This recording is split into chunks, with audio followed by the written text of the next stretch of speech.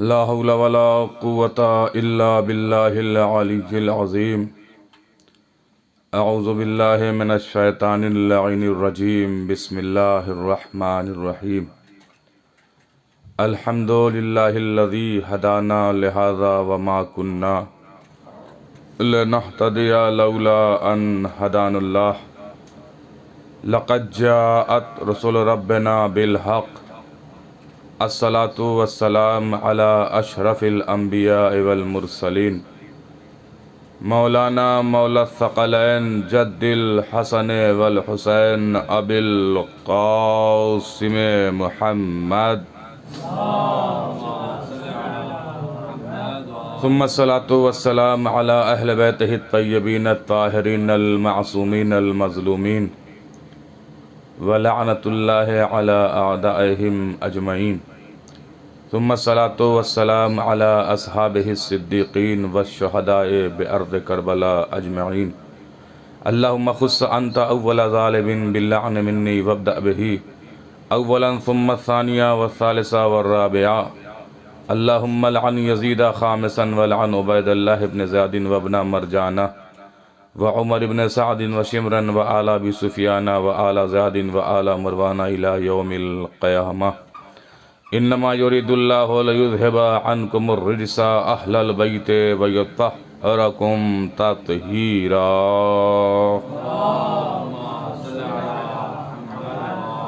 اما بعد فقد قال امامنا الحسين بن علي عليه الصلاة والسلام انی لم اخرج اشرا ولا باطرا ولا ظالما ولا مفسدا وَإِنَّمَا خَرَجْتُ لِطَلَبِ الْإِصْلَاحِ فِي أُمَّةِ جَدِّي.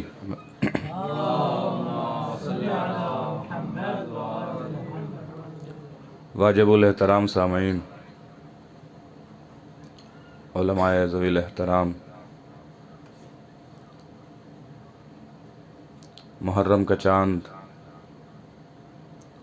فلک پر نمودار ہو گیا اور آج ایک محرم الحرام گزرنے کو ہے. کربلا اور امام حسین کے حوالے سے کچھ معروضات، کچھ باتیں بیان کرنی ہیں. کربلا عقیدت نہیں ہے، حقیقت ہے. کربلا ایک چراغ ہے کہ جس کی روشنی سے اسلام منور ہے، اور اس چراغ کو جلائے رکھنے کا نام عزاداری ہے. اور عزاداری ایک جہاد ہے جس کی بقا کا نام نماز ہے. نماز کی پہچان سجدہ ہے اور سجدے کی معراج کربلا ہے. اور کربلا کی بقا کا نام جناب زینب سلام اللہ علیہا ہے. ایک صلوات پڑھ دے محمد و آل محمد.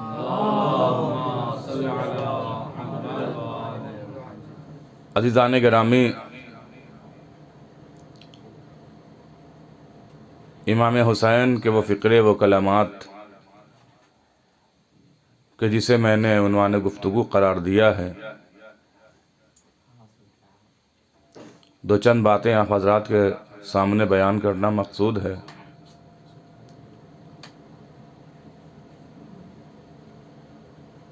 ایک طرف امام حسین علیہ السلام کا کردار دنیا کے سامنے ہے، ان کی زحمات اور ان کے آباء و اجداد کی زحمات دنیا کے سامنے ہے، تو دوسری طرف یزید کا کردار بھی کسی سے چھپا ہوا نہیں ہے. دنیا جانتی ہے کہ یزید کون ہے اور کیا ہے، اور دنیا یہ بھی جانتی ہے کہ حسین کون ہے اور کیا ہے. عزیزان گرامی، حسین جب مدینے سے نکل رہے ہیں تو ایک تحریر اپنے بھائی محمد حنفیہ کو دے کر جا رہے ہیں. لکھا کیا ہے اس میں؟ انی لم اخرج عشرا ولا بطرن ولا ظالمن ولا مفسدن۔ حسین ابن علی کا قیام، حسین ابن علی کا خروج شر کو پھیلانے کے لیے نہیں ہے، ظلم اور فساد کو بڑھاوا دینے کے لیے نہیں ہے۔ مولا پھر کیوں نکل رہے ہیں؟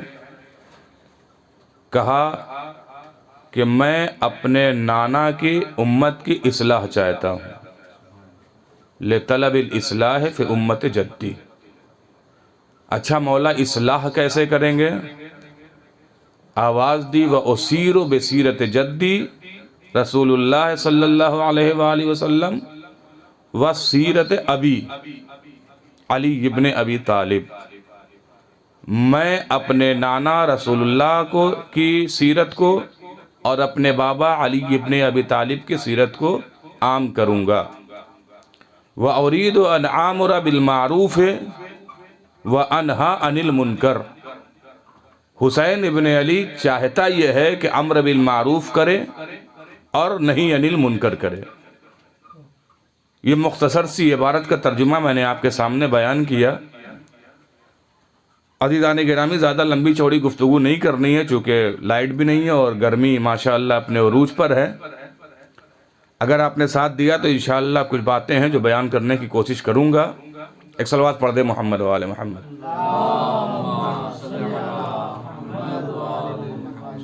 میں نے بیان کیا کہ ایک طرف دنیا کے سامنے امام حسین کے خدمات، ان کے بابا کے خدمات، ان کے نانا کے خدمات اور زحمات دنیا کے سامنے ہیں۔ دنیا جانتی ہے کہ حسین ابن علی کون ہیں، ان کے بابا کون ہیں، ان کے نانا کون ہیں، ان کے بھائی کون ہیں، ان کی ماں کون ہے۔ دوسری طرف یزید کے کردار سے اگر دنیا واقف نہیں بھی تھی تو کم سے کم اس کے باپ کے کردار سے دنیا واقف تھی۔ توجہ کیجئے گا۔ اور ایسے میں اچانک سے یزید کا برسر خلافت آنا اور چنندہ افراد سے بیعت طلب کرنا، یوں تو سب سے بیعت طلب کیا لیکن بالخصوص 4 لوگوں سے جو اس نے خط لکھا ہے مروان کو کہ فلاں فلاں فلاں سے بیعت لے لینا اور بالخصوص حسین ابن علی سے بیعت ضرور لے لینا۔ اگر حسین ابن علی نے بیعت کر لیا تو گویا ہماری حکومت بہترین چلے گی، کسی کو کوئی انکار نہیں ہوگا۔ عزیزان گرامی، کلیجہ چبانے والے کے پوتے نے جس کے آباء و اجداد کا کلیجہ چبایا گیا اس سے بیعت مانگ رہا ہے۔ یہ کیسے ممکن ہے کہ حسین ابن علی جو نواسہ رسول ہے، جو دلبند فاطمہ ہے، جو علی کا دلارا ہے، یزید جیسے شرابی، جواری اور مکار کی بیعت کر لیتا؟ عزیزان گرامی، حسین ابن علی نے صاف لفظوں میں بیعت سے انکار کر دیا۔ اب دیکھیں جب بیعت کے لیے بلایا ہے تو دن کے اجالے میں نہیں بلایا ہے، توجہ کیجئے گا، شب کے سناٹے میں بلایا۔ کہا معاویہ اس دنیا سے رخصت ہو گیا ہے، اس کا بیٹا یزید بیعت چاہتا ہے۔ تو امام حسین علیہ السلام نے ایک جملہ کہا کہ اگر بیعت کا سوال ہے تو پھر ابھی کیوں؟ کل دن کے اجالے میں جب سب سے بیعت لینا تو حسین ابن علی سے بھی کہنا، پھر جو جواب ہوگا حسین ابن علی دے گا۔ لیکن جو گستاخیاں ہوئیں وہاں دربار میں آپ سب کو پتہ ہے، مجھے تفصیل میں نہیں جانا چونکہ عوام کے درمیان مجلس نہیں پڑھ رہا ہوں، علماء کرام کے درمیان مجلس پڑھ رہا ہوں، تو بات ادھوری رہ گئی اور پھر وہاں سے جو کچھ ہوا تو وہ چلے آئے۔ اب عزیزان گرامی، یہ کیسے ممکن تھا کہ حسین ابن علی یزید کی بیعت کر لیتے؟ اس لیے کہ حسین ابن علی کی جو بات ہی چھوڑ دیجئے، یہ تو نبی کے نواسے ہیں، علی کے فرزند ہیں، فاطمہ کے دلارے ہیں، یہ کیسے بیعت کر لیتے؟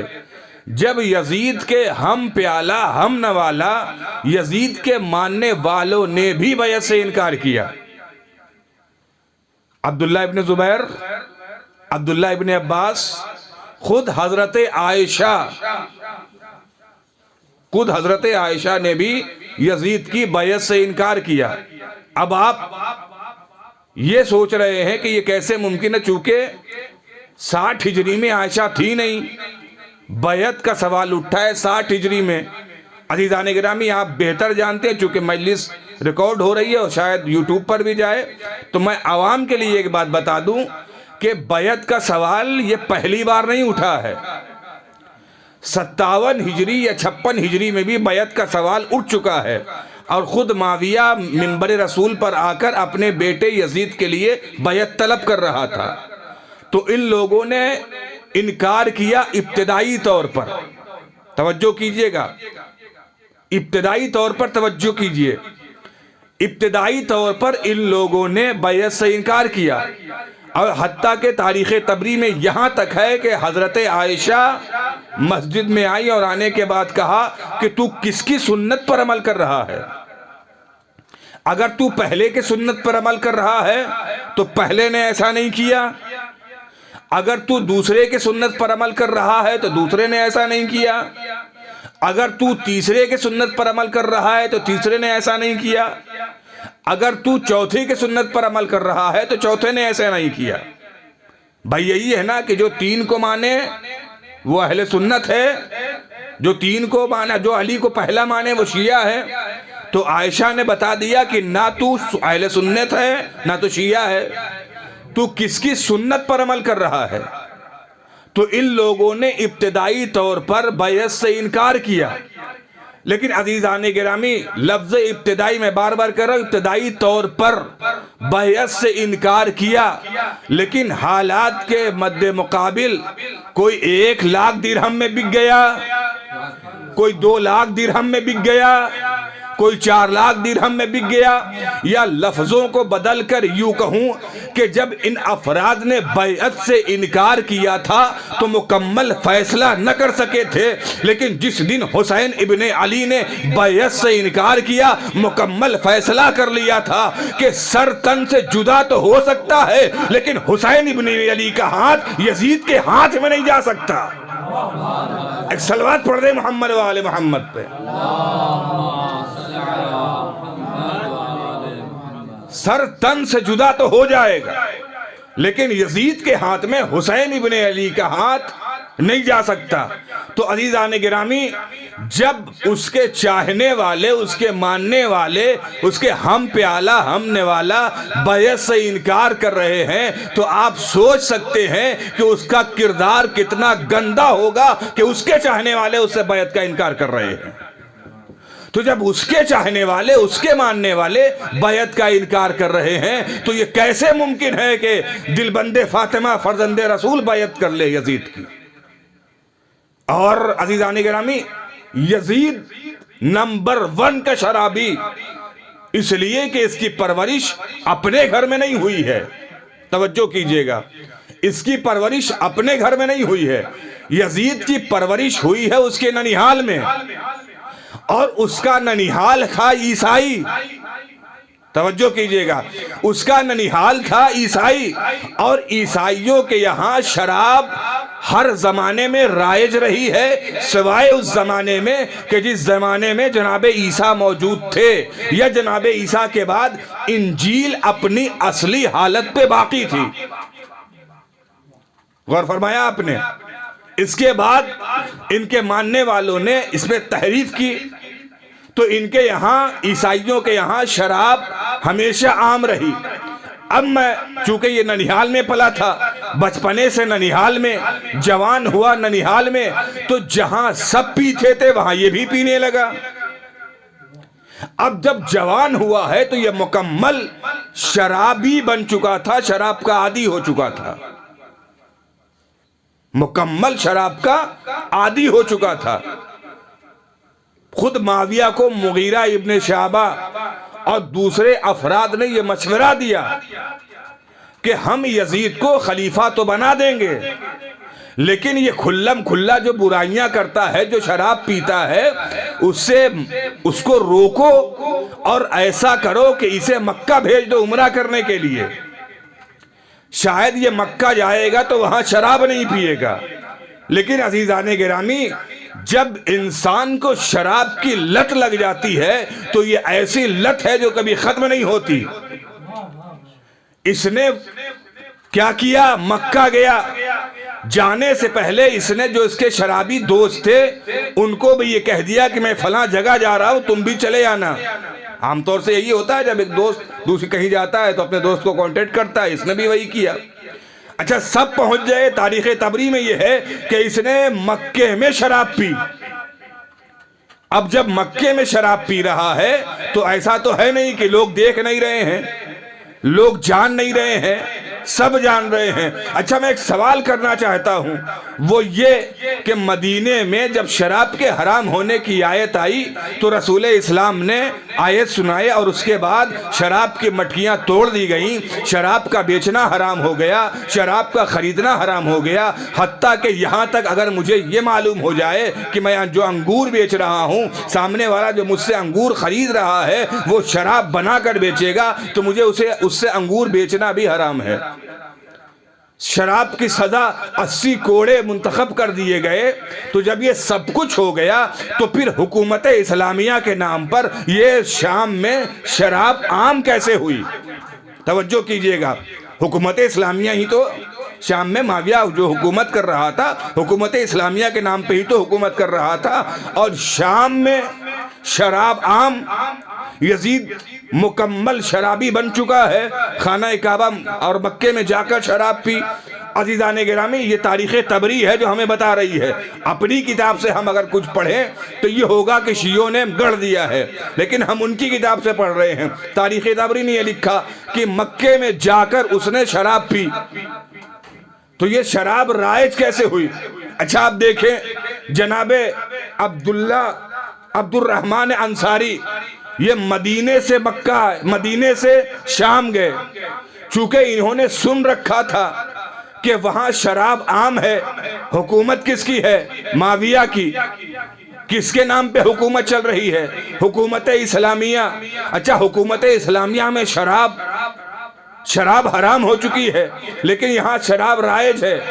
تو کردار پہچانیے کہ معاویہ کا کردار کیسا ہے. جب وہ پہنچے ہیں عبد الرحمن انصاری تو اب اس سے بہتر اس حرام کو حلال کرنے کا موقع نہیں ملے گا معاویہ کو.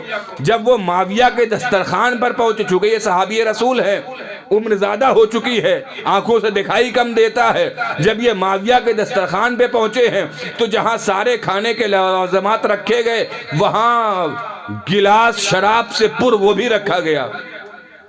اب جب دسترخوان پہ شراب آ گئی تو ایک مرتبہ وہ صحابی رسول کہتے ہیں کہ میں یہ تمہارے دسترخوان پر کیا دیکھ رہا ہوں؟ کیا تم نے وہ نہیں سنا کہ رسول اسلام نے کیا کہا ہے کہ شراب کا بیچنا حرام ہے، شراب کا خریدنا حرام ہے، شراب کا پینا حرام ہے. شراب کی مٹکیاں توڑ دی گئی ہیں، 80 کوڑے سزا کر دیے گئے ہیں. پھر یہ تم شراب، اور وہ بھی تمہارے دسترخوان پر. یہ ایک واقعہ.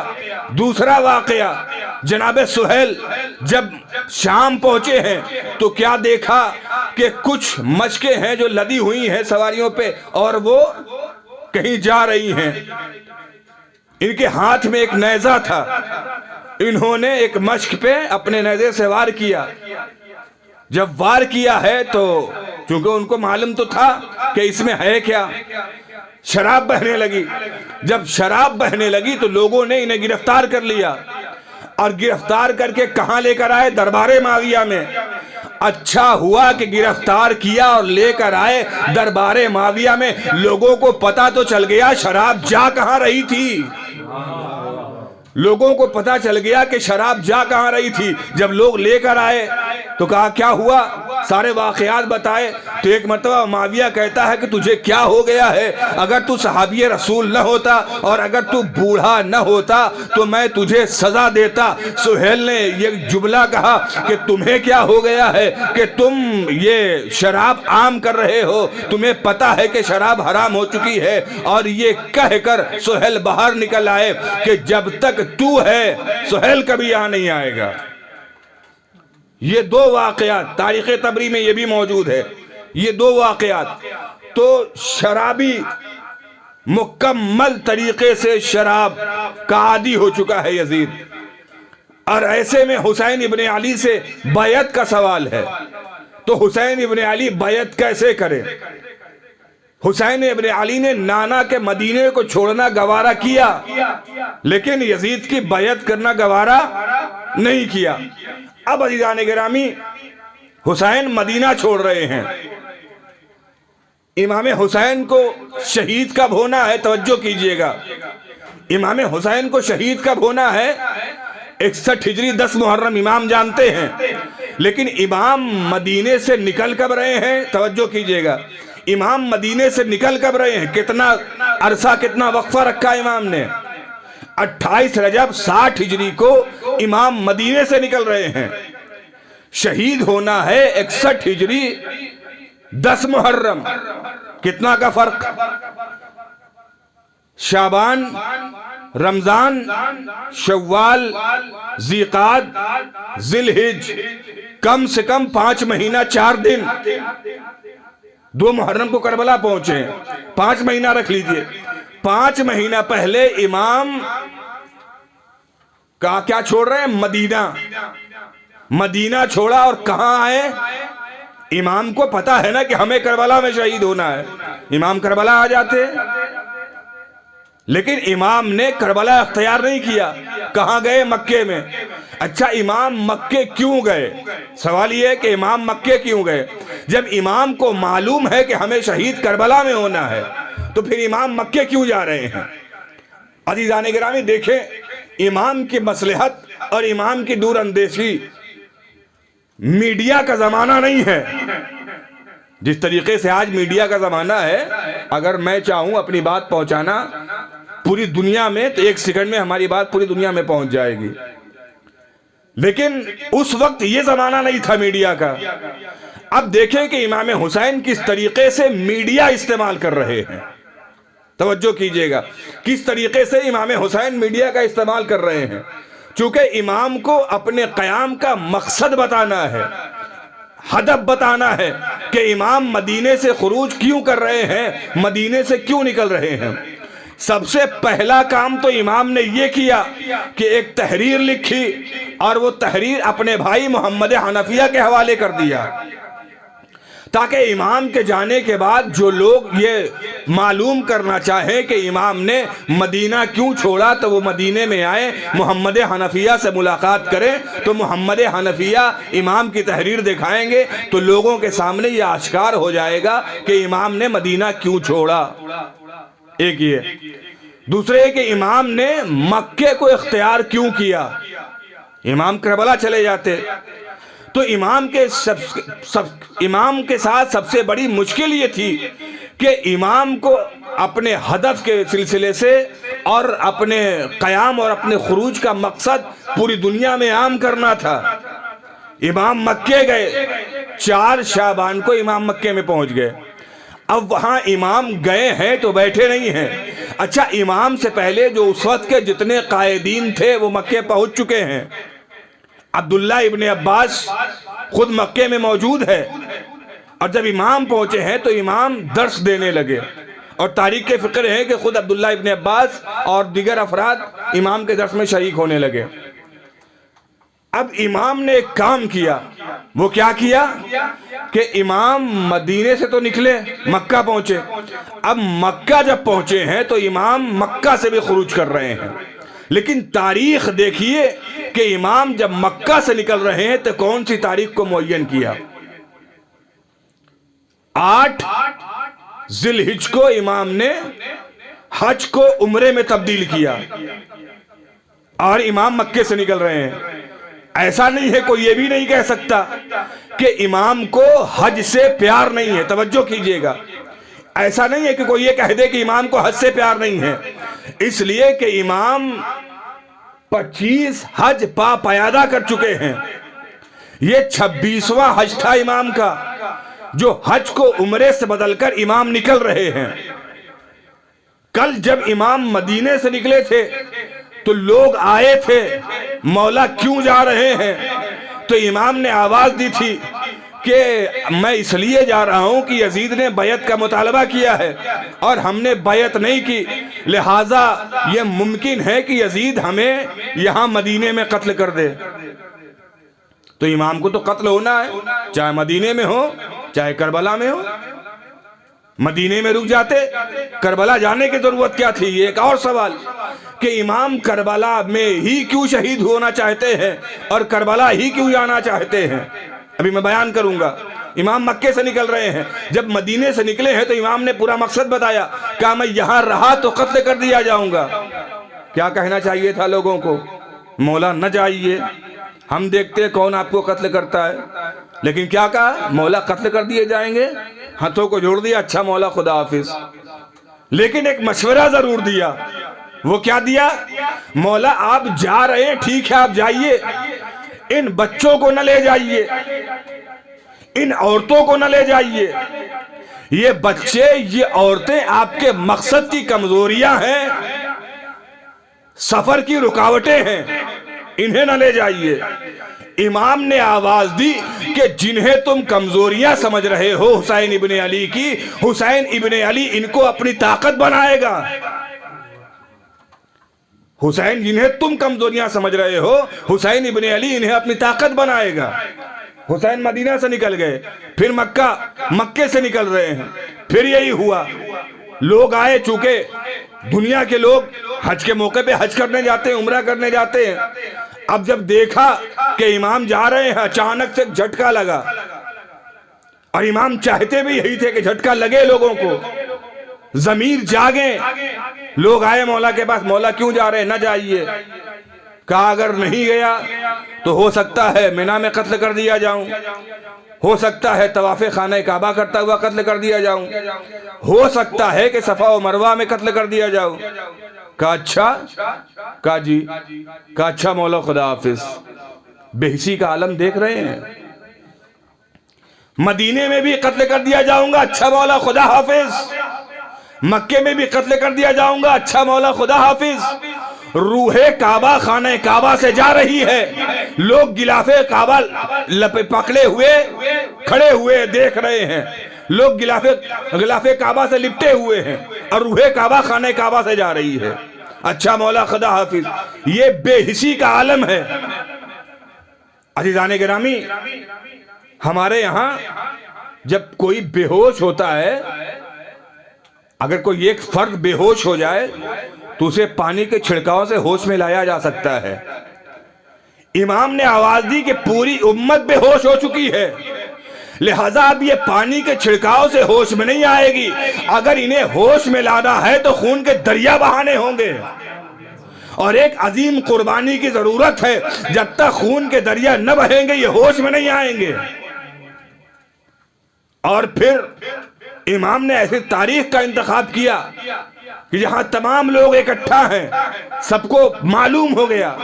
اب جب دیکھیں امام نے کس طریقے سے میڈیا کا استعمال کیا، کچھ لوگ کہیں سے ہوں گے، کچھ لوگ کہیں سے ہوں گے، کچھ لوگ کہیں سے ہوں گے۔ اگر امام اپنا ہدف اور اپنا مقصد پہنچانا چاہے تو امام کیا کریں؟ اگر ایک خط امام بصرہ بھیجیں، ایک خط کوفے بھیجیں، ایک خط کہیں اور بھیجیں، ایک خط کہیں اور بھیجیں، تو وقت کی ضرورت ہے، اور امام کے پاس اتنا وقت نہیں ہے اور نہیں اتنے آدمی ہیں۔ اچھا اگر خط بھیج بھی دے امام تو کیا ضروری ہے کہ وہ خط وہاں تک پہنچ جائے؟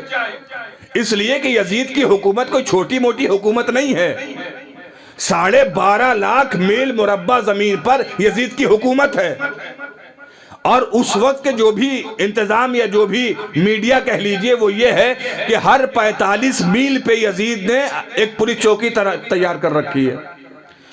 ایک پولیس چوکی سے گزریے دوسرے تک جانے کے لیے آپ کو چیک پوسٹ جسے کہتے ہیں، اپنے آپ کو چیک کرا کر گزرنا ہوگا۔ اب اگر امام کسی کو بھیجتے ہیں اپنا مقصد بیان کر کے، تحریر دے کے کہ جاؤ وہاں جا کے دے دینا، وہاں جا کر دے دینا، تو ظاہر سی بات ہے وہ چیک پوسٹ سے گزرے گا، تو پوچھا جائے گا کیوں جا رہے ہو، کہاں جا رہے ہو، وہ بتائے گا، تو جب بتائے گا تو کہے گا لا وہ دو، اور جب دے گا وہ خط امام کی تحریر دے گا تو ممکن ہے کہ اسے زندان میں ڈال دیا جائے قاصد کو، یا قتل کر دیا جائے، ہے یا نہیں ہے؟ چونکہ یہ یزید کی حکومت ہے اور یزید کی طرف سے یہ سارے انتظامات کیے ہوئے ہیں۔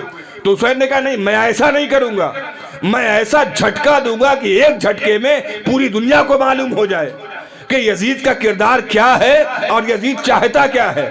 ہوا بھی یہی، چونکہ حج کے موقع پہ یا عمرہ کے موقع پہ کوئی ایک جگہ سے لوگ نہیں آتے، ہر جگہ سے لوگ آتے ہیں۔ اچھا، جب لوگ ایک جگہ سے دوسری جگہ اپنے وطن سے کہیں دوسری جگہ جاتے ہیں تو وہاں جو نیا قصہ رونما ہوا ہوتا ہے وہ اپنے وطن اپنے ملک میں جا کر بیان ضرور کرتے ہیں۔ کسی ایک نے کہ سب نے بیان نہیں کیا ہوگا، کم سے کم 50%، 25% لوگوں نے بیان کیا ہوگا۔ تو امام کا مقصد، امام کا ہدف لوگوں تک پہنچا تو ہوگا، اور پہنچا۔ اب امام نے مکہ چھوڑ دیا۔ اب عزیزان گرامی، میں نے ایک سوال کیا تھا کہ جب امام کو کربلا میں شہید ہونا ہے اور امام جانتے ہیں تو مکہ کیوں گئے؟ اب کربلا میں ہی شہیدی تو ہونا ہے، مدینے میں ہو جاتے۔ تو عزیزان گرامی، یہ ایک پورا منصوبہ ہے، یہ ایک پوری تیاری ہے جو امام بتانا چاہتے ہیں۔ اب دیکھیں، امام مدینے میں شہید ہو جاتے، پنجتن کا خاتمہ ہو جاتا، لوگوں کو پتہ نہیں چلتا کہ ان کا شہید کرنے والا کون ہے، ان کو قتل کرنے والا کون ہے۔ توجہ کیجئے گا، ان کا قتل کرنے والا کون ہے۔ اب دیکھیں، رسول اسلام شہید ہوئے، تاریخ کے فقرے ہیں کہ انہیں کھانے میں سلو پوائزن دیا جا رہا تھا، وہ زہر جو دھیرے دھیرے اثر کرے۔ اب میں تاریخ سے پوچھنا چاہتا ہوں اور دنیا سے پوچھنا یہ چاہتا ہوں کہ یہ بتائیے کہ رسول اسلام کھانا کہاں کھاتے تھے؟ ہوٹل میں تو کھانا نہیں کھاتے تھے، اپنے اصحاب کے یہاں تو کھانا نوش نہیں فرمایا کرتے تھے، کھانا کھاتے تھے گھر میں، اور گھر میں دیا جا رہا ہے سلو پوائزن، جس کی وجہ سے رسول اسلام کی شہادت ہوئی ہے۔ اب تاریخ سے پوچھئے کہ رسول کا قاتل کون؟ تاریخ خاموش ہے۔ تو رسول اسلام دنیا سے چلے گئے، شہید ہو گئے، قاتل پکڑا نہیں گیا۔ توجہ، قاتل پکڑا نہیں گیا۔ جناب زہرا کے شکم اقدس پہ دروازہ گرایا گیا، جناب زہرا شہید ہوئی، قاتل پکڑا نہیں گیا۔ پوچھئے آپ کون قاتل؟ خاموش ہے تاریخ۔ قاتل یہاں بھی چھپ گیا، پکڑا نہیں گیا۔ مولا کائنات کی شہادت مسجد کوفہ میں ہوئی، ضربت لگی، یہاں بھی قاتل پکڑا نہیں گیا۔ آپ کہیں گے کیسی بات کر رہے، قاتل پکڑا گیا؟ کہا کون؟ کہا ابن ملجم۔ عزیزان گرامی، کبھی کبھی ایسا ہوتا ہے کہ جس کے ہاتھ میں خنجر ہو ضروری نہیں کہ وہی قاتل ہو، جس کے ہاتھ میں خنجر ہو ضروری نہیں ہے کہ وہی قاتل ہو۔ ابن ملجم پکڑا گیا، لیکن اس کے پیچھے کوئی اور تھا، وہ نہیں بے نقاب ہو سکا، یہاں بھی قاتل پکڑا نہیں گیا۔ امام حسن کی شہادت ہوئی، قاتل پکڑا نہیں گیا۔ آپ کہیں گے پکڑا گیا کون؟ کہا جودہ بنت اشعث۔ میں نے کہا نہیں، بالکل نہیں، یہ تو ایک مہرہ، ایک کٹ پتلی، ایک گڑیا تھی کہ جس کے بال کو پکڑ کر کوئی اور کھیل رہا تھا۔ تو یہاں بھی قاتل پکڑا نہیں گیا۔ یہ پنجتن کے 4 افراد قتل ہوتے رہے، قاتل پکڑا نہیں گیا۔ کوئی صحابیت کے پردے میں چھپ گیا، کوئی زوجیت کے پردے میں چھپ گیا، کوئی کسی میں چھپ گیا، کوئی کسی نے کسی کو چھپا دیا، قتل ہوتے رہے، قاتل پکڑا نہیں گیا، منظر عام پر آیا نہیں۔ امام حسین نے آواز دی، مجھے قاتل کو پکڑوانا ہے۔ اگر حسین مدینے میں شہید ہو جاتے، مدینے میں قتل ہو جاتے تو قاتل پکڑا نہیں جاتا، پنجتن کا خاتمہ ہو جاتا۔ امام حسین نے سارے قاتلوں کو گھیر کر کربلا میں لے کر آگئے امام حسین۔ عزیزان گرامی، امام حسین نے آواز دی، پنجتن کے قاتل کو پکڑنا ہے تو کربلا میں آ جاؤ، شمر پکڑا جائے گا، شمر پکڑا جائے گا، جس سے معلوم ہوگا کہ شطرنج کی چال کون کھیل رہا تھا۔ غور نہیں فرمایا آپ نے؟ شمر پکڑا جائے گا، جس سے معلوم یہ ہوگا کہ شطرنج کی چال کون کھیل رہا تھا۔ اس کے بعد عمر سعد پکڑا جائے گا، نام آپ الگ الگ کر لیجئے گا، عمر سعد پکڑا جائے گا۔ اس کے پہلے لفظ کو آپ دیکھ لیجئے، قاتل پکڑا جائے گا، ابن زیاد پکڑا جائے گا، تاکہ شب کے سناٹے کی اولادیں پکڑی جائیں۔ ایک صلوات پڑھ دے محمد و آل محمد پہ۔ ابن زیاد پکڑا جائے گا تاکہ شب کی سناٹے کی اولادیں پکڑی جائیں۔ امام حسین نے گویا لفظوں کو بدل کر یوں کہوں کہ امام حسین نے کربلا کے میدان میں، امام توجہ کیجئے گا، امام حسین کربلا کے میدان میں تمام دہشت گردوں کو لے کر آ گئے، کہا دیکھو اگر تمہیں دیکھنا ہے کہ دہشت گرد کون ہے تو انہیں پہچان لو، انہیں پہچان لو۔ تو عزیزان گرامی اس طریقے سے امام حسین نے دنیا کے سامنے ان کے چہرے کو لا کر کھڑا کر دیا کہ دیکھو یہ کون ہے، یہ وہی ہیں جو پنجتن کے قاتل ہیں، یہ ہے وہ قاتل۔ اس لیے امام حسین نے کربلا کو آباد کیا۔